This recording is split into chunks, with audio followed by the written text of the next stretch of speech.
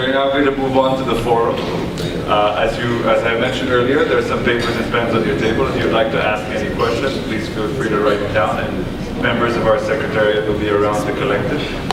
We've had a few members who have already passed on their questions. We'll begin with those shortly.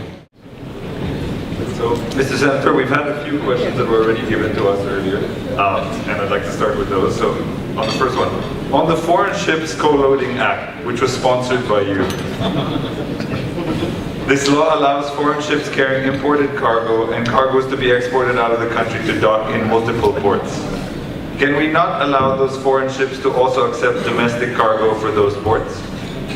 That will need a constitutional change. So, as all of you know, our constitution has a built-in protection of certain industries, and of course, this is debated upon in Congress a lot. But our amendments to the cabotage policy is the most we can go to opening up that sector without going into territory which will need a constitutional change. So, by limiting it to imported and exported goods, we were able to open up as much as we can. But if you wanted to open up even the domestic shipping, that would actually need a change to our constitution, which might happen this year. Who knows? Depends on who wins. But it's as far as we can go. And the goal of that law actually is to break the monopoly of having to unload in one port and then transferring it and then moving it again to a domestic ship. So hopefully, if we're able to streamline the process of the foreign ships dropping off multiple ports and picking up in multiple ports, we're hoping that the cost of logistics can go down. Of course, Rex is probably expert on this. But we're hoping, even if just a little, it can make things a little cheaper, or even create a little bit more margin for our exporters or even our importers. Hopefully that will be enough of a support for them. But yes, purposely, it didn't go into domestic because we got word that we would be challenged immediately in the Supreme Court if we went that far. Yeah, I believe that the question came about because a number of the members had issues with domestic cargo and domestic shipping companies, with shipping companies announcing that they actually had more routes than they really had, or the frequency was far lower, and as a result, we've had very high domestic rates, and more difficult than that was irregular schedules, which I think was a problem. Exactly. And in fact, once the IRR is out, and once this is implemented and allowed, we're hoping that that change in the market will eventually cascade to even the rates of the domestic shippers. Hopefully, lowering it even just a little bit. Yeah, I believe the statement that was brought up with us was that sometimes it costs higher to ship from Manila to Davao than from China to Manila, and that seems to be a problem for a lot of the members. Second, on the Philippine Competition Act, which was recently passed, please, your involvement again. The objective of the law has been to level the playing field of all businesses within an industry, whether big or small. We find that laudable. On the same note, wouldn't you consider the grant of tax incentives and rebates to specific companies or activities an action running counter to the Philippine Competition Act? We have many instances when big projects awarded tax holidays and duty-free importation, and yet small projects are not given the same privilege. Actually, those are things that the thank God there's a Philippine Competition Commission created to look into those things, no? So they're already formed, they'll be looking into that. To be frank, there's a lot of distortion in our market, no? And that creates a lot of distortion. That's actually one of the big pain points of our Department of Finance. Because through the years, we've had so many bodies that can give incentives that there's a lack of rationalization in terms of the incentives given out. Now, for example, in some eco zones, the incentive is free electricity or libreng kuryente, which honestly, they're allowed to give that incentive, but compared to, say, another company, another eco zone or another area, and the incentive is much less, it really creates a lot of distortion.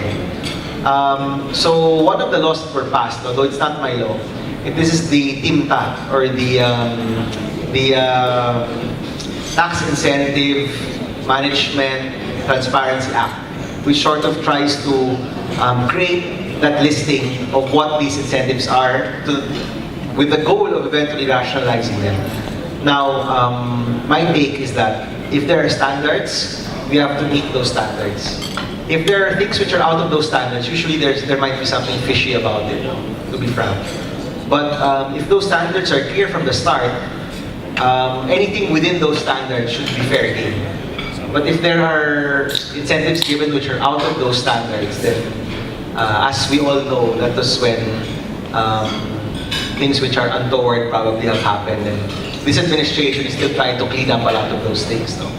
But you're right, no? It can really create distortion, and the Department of Finance, the BIR, and all of these eco zones are actually trying to rationalize them already. It's good to hear. I think the complaint was more that they can't do anything against the bigger, larger players who are able to acquire larger incentives, for example, in the real estate, when they're starting to rent out to foreign players. I'm not familiar with the real estate issue, but then again, with regard to incentives already given, I do also see the importance of honoring those contracts. So it's really a matter of letting some of those contracts end and then starting fresh with the BINTA. So from when it was signed into law, which was I think last year, moving forward, at least the types of incentives given will already be more, are within the levels of sanity already and not out of this world.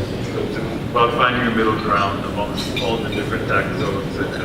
Well, one is a middle ground, but also to create the standards, no? Because you can't have one economic zone providing, extremely different incentives compared to the rest. No? So it's really creating standards which you create the sandbox, then you allow them to play within the sandbox. No? So the framework and the guidelines for future best zones. Yes. On the Philippine lemon law, this is a law that has long been awaited and appreciated. We would like to know if this law can be amended to include other products and services as well as not just a physical product. Case in point today is the internet and mobile phone service that we have in the country. It leaves much to be desired, but the public seems to be getting the short end of the bargain. Yes. Okay, so I have a longer answer. I can just answer yes. Well, the question on the telcos actually goes to the second question on the competition law. Because any market needs more than 2 players. And actually, I think by the end of the year, we'll have 3 players already in the telco industry. So, as chairman of trade, you can have 2 schools of thought. No? One is more government regulation, and the other one is really allow the market to correct itself. I'm of the second mindset. No? Too much government regulation, as all of you know, is dangerous, especially in our country. But if you're going to go for the second one, which is allow the market to correct itself, you really have to have a free market. You can't have a fake market. Okay? And having a free market means multiple players and the mobility to enter the market. No? Because in the telco industry, you need a congressional franchise, you need your bandwidth from the NTC, you need your permits for your cell sites, you need your permits from your barangay captain. There's too many things blocking your way to enter.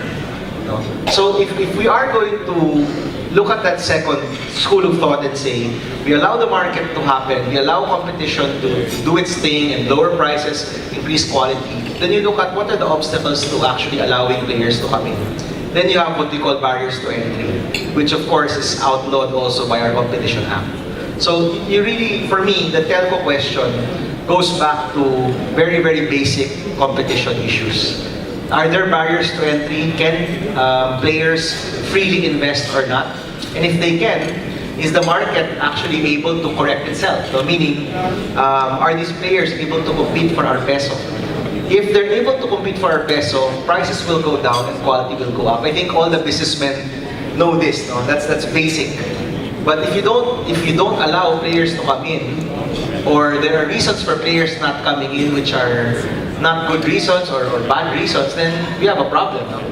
Now, with regard to what the consumers can get, we are amending the Consumer Act in the 17th Congress. It's one of our priorities, right? No, it's one of our priorities. We tried to do it in the 16th Congress, but it's really a long law. So we weren't able to finish it on time, but we will look at that again in the 17th Congress. And amending the Consumer Act will include raising the penalties for businesses who aren't actually providing the right services to consumers or providing dangerous products to consumers. You think that with the way we are set up that we can move in that direction, that I can move my numbers? Well, to be honest, I think Filipinos we change numbers really quickly, because I don't know about you, I get so many text messages, Rex Daryanari has changed his number to this and that, no? So I think that may not be the main issue. Of course, it's something we can look at. It's really allowing more players to come in, and that's easier said than done.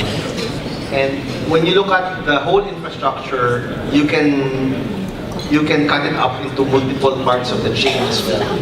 And multiple parts of the chain in other countries need multiple players. You can't just have one or two players owning the whole chain. So for example, from accepting the internet connection, which is your cable landing station, your transmission lines, your last mile, which goes to the houses, your cell sites. In other countries, they don't allow players to own multiple parts of the chain. They cut it up and say, for real competition, someone owns this part, another person has to own that part, etc., etc. So competition can really happen. I don't know if we're going to get that far, especially with how we're set up here. But the Competition Commission has publicly said that this is one of the first things that they will look at to see how competition has been stifled in this industry.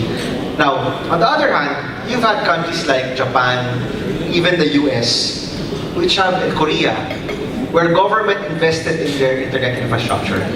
So in the US, for example, the large areas with good internet previously were the coasts, the West Coast and the East Coast.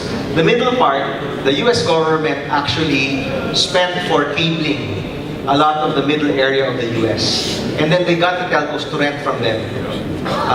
So that could be something where government, in the same way that we invest in highways and roads, we can invest in fiber optic cables and highways, internet superhighways. And then the usage of that can be rented out to the telco. So there's no chicken and egg scenario where you have areas in the Philippines with zero internet connection and the telcos are saying, well, we can't go there because it's not profitable. At the same time, those areas will not be profitable because there's no internet connection. No? So that's one area where I think government can invest. Invest in that infrastructure, then you have the telcos or whoever wants to use the infrastructure rent from government so it can be paid back. But it jumpstarts our problem of having areas in the Philippines where there's no internet access. Thank you. Can I kindly request our audience to remain silent so other members can also benefit from the question and answer portion? Thank you. So, the next question, how can we protect SMEs from taking out loans at higher interest rates as microfinancing charges are higher? Well, in the Philippines, we have a free market in that sense. I think it's really a matter of providing alternatives. We need to provide alternatives to our countrymen, where even if they don't have enough collateral, they'll be able to get decent level loans. Now, of course, in the 80s, and for those of you who were in the 80s, the interest rates were at 40% or 48%. So looking at what we have now, it's really less. No? For medium and large companies, you could even dictate your interest rate, I think, now. No? So it's very competitive now. The issue with your micro and small, I think, is that there aren't enough options for you. And again, if there are more options, you're able to lower interest rates. The other thing is, if you have higher interest rates, then you should provide other services as well. And I think this is where a lot of our microfinance NGOs are able to provide services, are able to justify their interest rate. Yes, they do provide a larger interest rate, but they do also provide training, they do a lot of community organizing, they do a lot of marketing as well.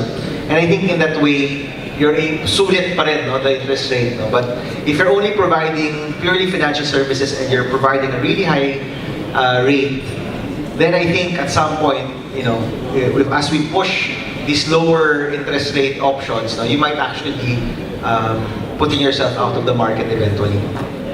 The next question is, what are your views on the 1997 National Internal Revenue Code? What change would you recommend to this outdated law? A lot. And I actually filed a number of bills on our tax reform, and none of them passed, actually, to be frank. None of them passed, right? No.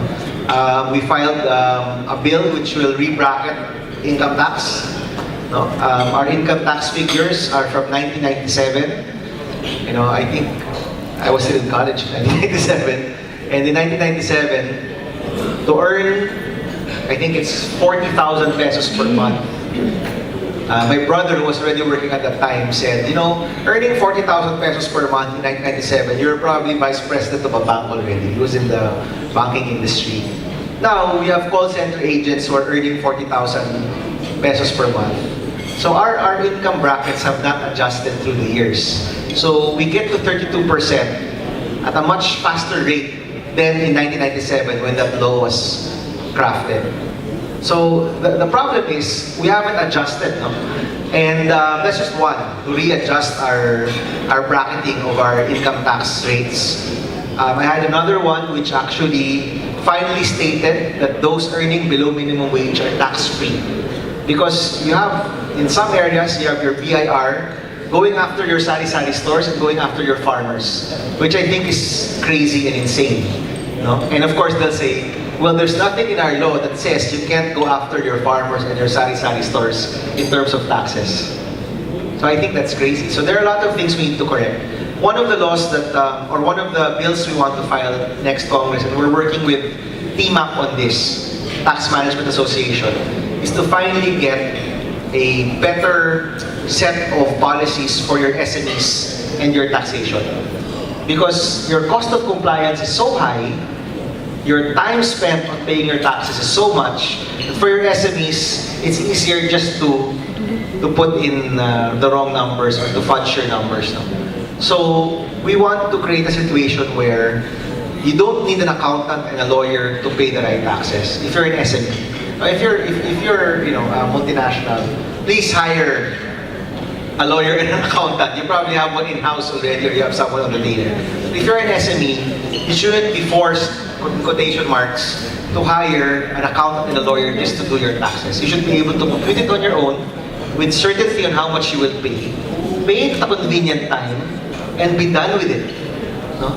You can't always have to go back every 3 weeks, every 4 weeks. You have to go back to the taxman, the taxwoman, and then only to find out, oops, I don't like the number that you put there. I want to negotiate on another number. So it's really crazy. No? And that's just one of many things we need to fix about our government agencies. No? But I am taking a special interest in that. If I'm still the chairman of trade in the next Congress, we're going to file that, and hopefully we'll be able to pass an SME tax reform bill in the next 3 or 4 years. We hope you retain that position. Step by step. Step by step. All right, I think we can move on to the rest of the program. I'd like to call on our president for the response. Thank you. Good evening once again. I'm normally very comfortable on the mic, but how do you respond to a speaker like this? This is a tough one.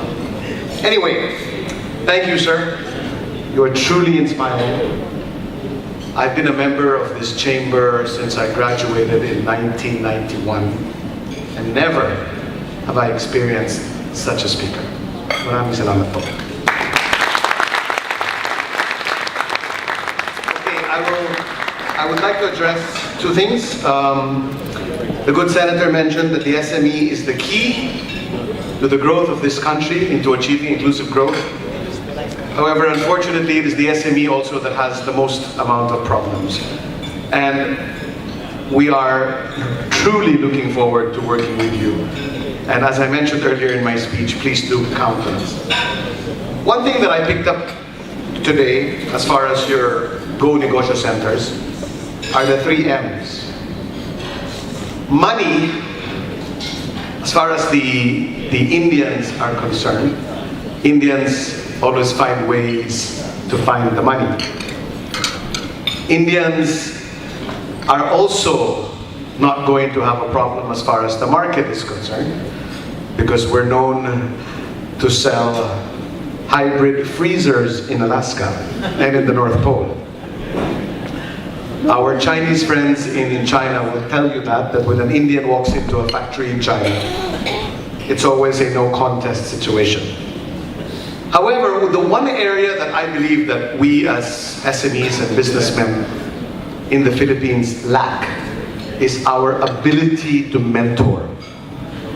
A lot of us who employ different types of employees, when it's a normal case, when you have somebody coming in and applying for a job, most of the time these guys only work 6 months, and they always say it's end of contract. And a lot of them will come to you and say, I wanted to put up a business, but it failed. I tried, it failed, it failed, it failed. And a lot of times you hear your own employees tell you that I want to put up a business, but I don't know how, or I don't have the money, or I don't have the capital. And that really shows a lack of mentorship. Earlier you said about executive decisions. And I challenge the members of our chamber this evening to come up with that executive decision, and tomorrow morning set up mentoring programs in your own different companies. It will not cost us a single cent, because we are already good at what we do, and we will be helping a lot of people by mentoring them and hoping that they can then start their own small sari-sari store or whatever it is that they put up. So on my part, I am making an executive decision tonight. My 2 assistants are here. We are going to set up our mentorship program tomorrow. To all of you, Mr. Senator, maraming salamat po, and we really look forward to working with you in the years to come. Salamat po.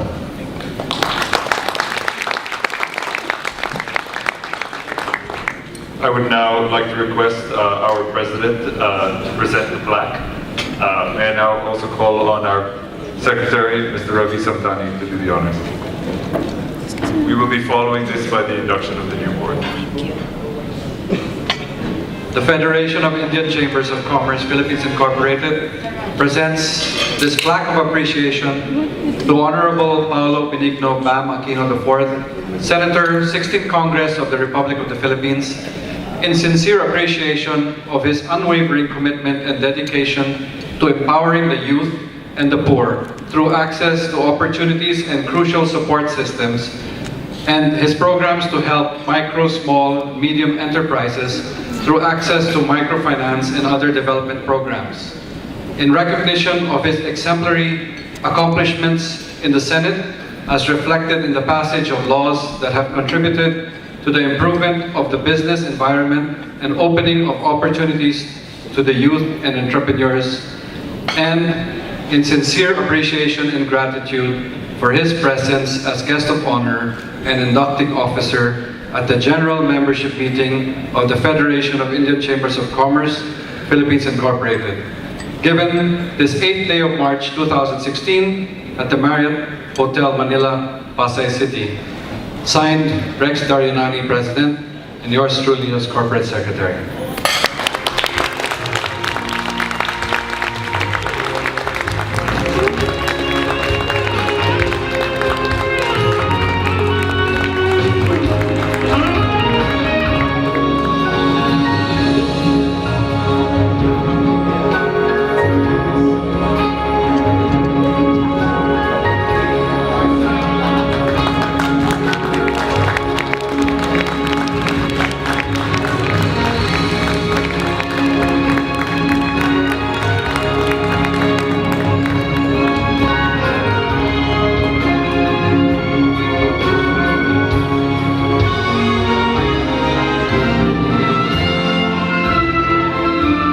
Request my fellow directors to meet us in front of the stage so we can be guided to the induction.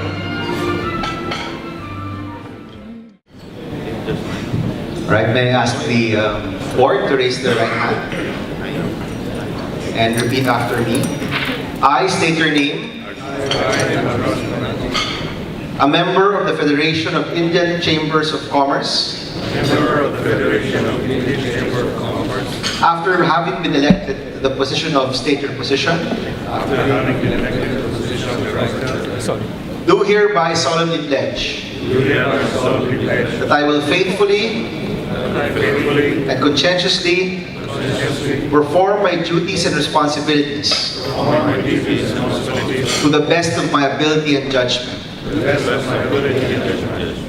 Respect and obey the bylaws of the organization. Promote cooperation and goodwill amongst the members of the Indian and Filipino business communities in the Philippines. Support the undertakings of the government towards the development and progress of the Philippine business environment and society as a whole, and wholeheartedly undertake all tasks required of my position. So help me God. Congratulations to everyone.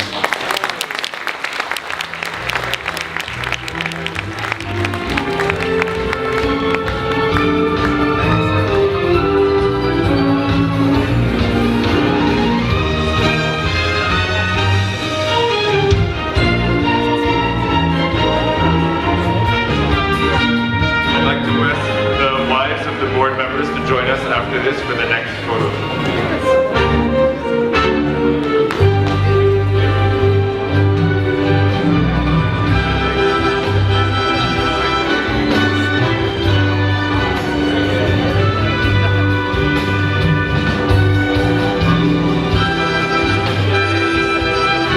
Thank you very much, everyone.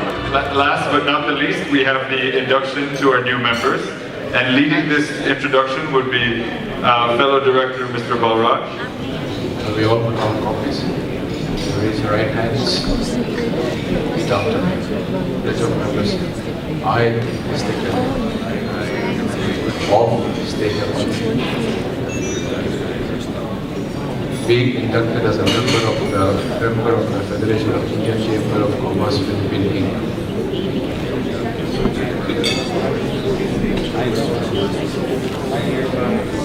Do hereby solemnly swear that I shall, to the best of my ability and capacity, perform my duties and responsibilities as a deserving member of the Federation. That I shall actively involve myself with the affairs of the Federation in pursuit of its goals and objectives.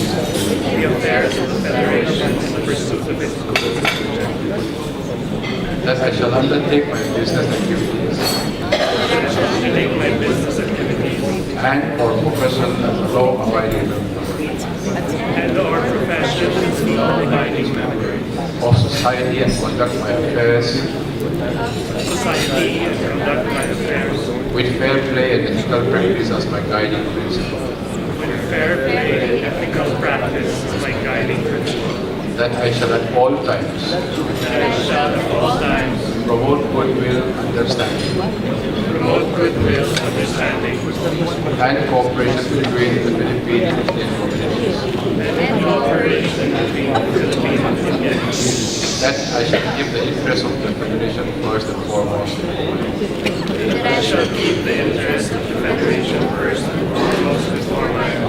So help me God.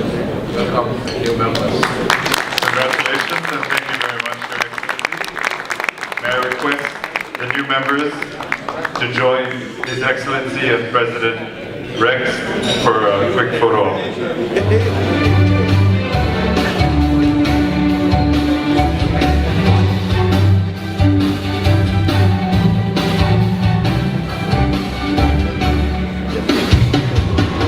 To my fellow members and their families who have come here along, thank you again and we hope you enjoyed this evening.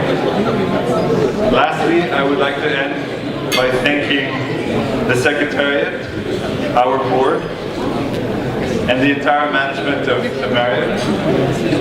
Have a good evening.